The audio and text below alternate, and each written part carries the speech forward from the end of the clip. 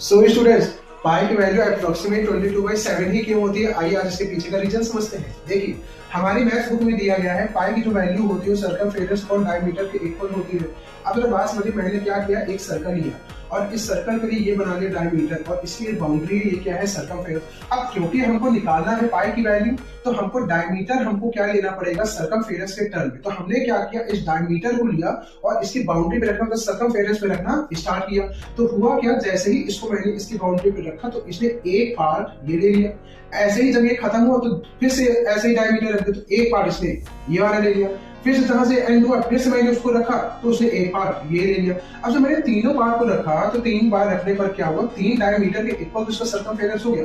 लेकिन ये देखो, इतना पार्ट इसका क्या है, वेकेंट बच रहा है। ठीक है, ऐसे मैंने दूसरा दिमाग लगाया कि मैंने सोचा लाओ भाई छोटा सर्कल लेते हैं। छोटे सर्कल में फिर से वही सेम काम हुआ, एक पार्ट हो गया, 2 पार्ट हो गया, 3 पार्ट हो गया, फिर से भाई कुछ पार्ट एक्स्ट्रा बच रहा है। तो इससे क्या समझ में आया कि भाई यहाँ पे जो सर्कमफेरेंस है, सर्कमफेरेंस में 3 डायमीटर तो आ रहे हैं, लेकिन उसमें कुछ ना कुछ एक पार्ट ये जो है ये एक्स्ट्रा बच रहा है। तो गणित के विद्वानों ने क्या दिमाग लगाया कि उन्होंने कहा कि ये जो पार्ट है, इस टुकड़े को मैंने सीधा किया और इस टुकड़े को उन्होंने कहा कि इस डायमीटर में कौन सा पार्ट होगा, एक 1/2 होगा, 1/4 होगा, 1/7 होगा, कौन सा पार्ट होगा। तो उन्होंने क्या किया, इसके 7 पार्ट किए, 1 2 3 4 5 6। इस पार्ट को जब यहाँ पर रखा तो उन्होंने देखा कि 1/7 से थोड़ा सा कम हो रहा है। तो उन्होंने कहा चलो कोई बात नहीं, मैं इसके 8 पार्ट कर लेता हूँ, 1 2 3 4 5 6 और ये 7 पार्ट करने पर क्या हुआ, ये 8 पार्ट से थोड़ा सा ज्यादा, मतलब 7 पार्ट से हल्का सा कम और 8 पार्ट से ज्यादा हो रहा था।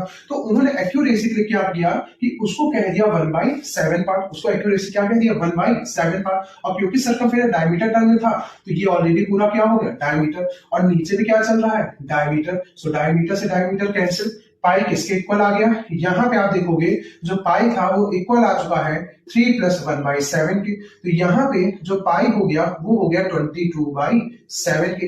अब क्योंकि यहाँ पे आपने देखा कि इसका 7 पार्ट से हल्का सा कम था और 8 पार्ट से थोड़ा सा ज्यादा था, तो इसलिए ये इसकी एग्जैक्ट वैल्यू नहीं है, अप्रोक्सीमेट वैल्यू होती है पाई की 22/7।